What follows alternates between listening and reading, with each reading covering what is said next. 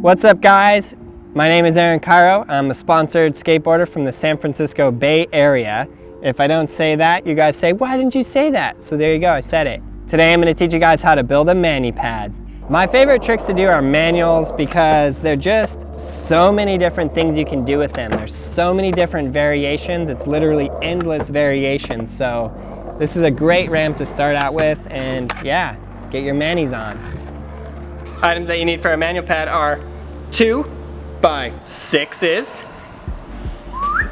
a nice finished sheet of plywood, obviously bigger than this one, and I think for this one we went about 1/2 inch, but you want to make sure it's a nice finished one, nice and smooth on top. 2-inch screws and 3-inch screws. The 3-inch screws are for putting the base of it together because they have to go through this. So you want the 3-inch screws to be at least long enough to have a nice section over here to suck into the wood. And the 2-inch screws need to go through this.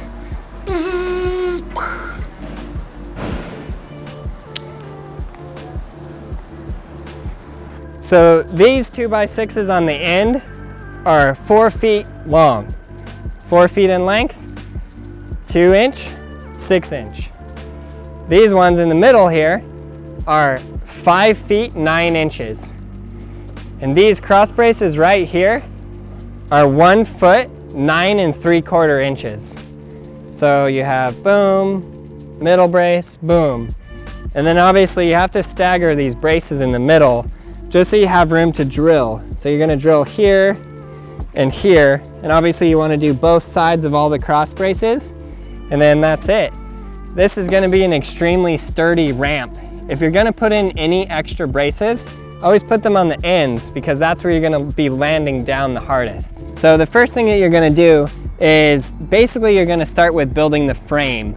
So you're gonna put the 2x6s down, try and put them down how you're gonna have your frame set up so that then you can just begin screwing them in.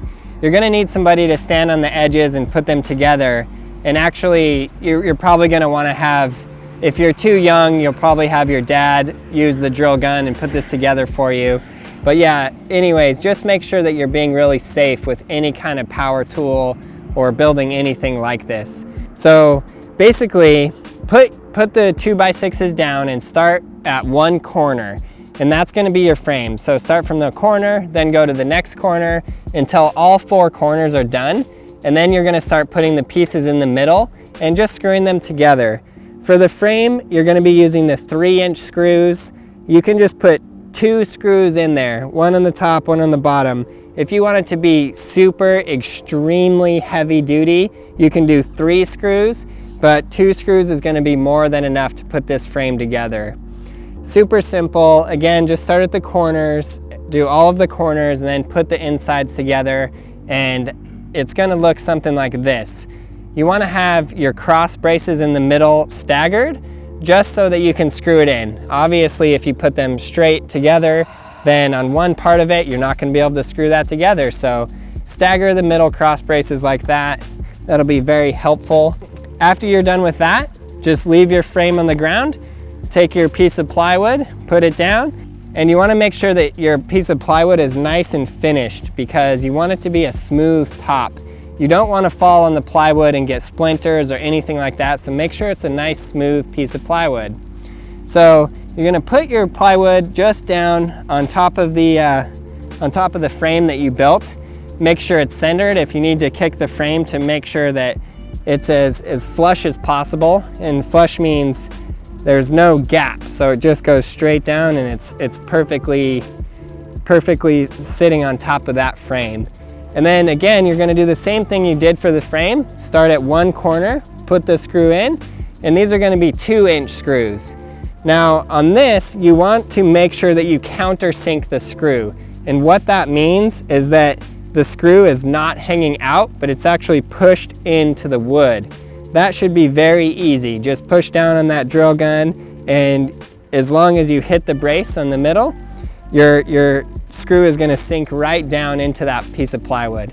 This is very important because you don't want to have a screw hanging out. If you fall, you definitely don't want to catch your skin on a screw.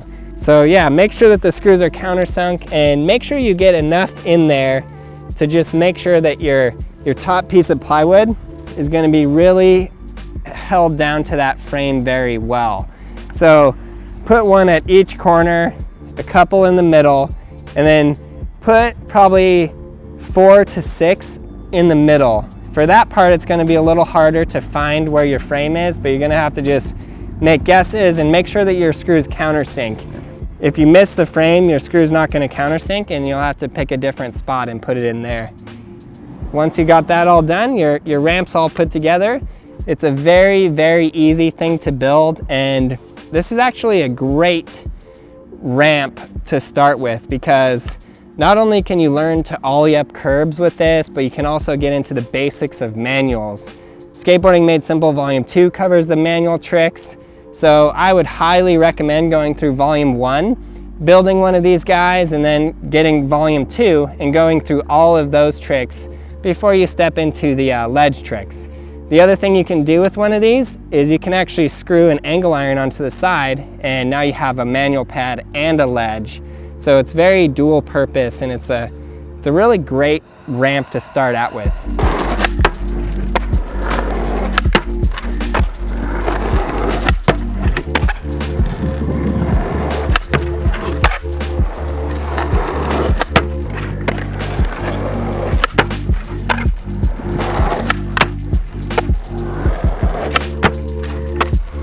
Thanks a lot for watching. I really hope you guys enjoyed this video.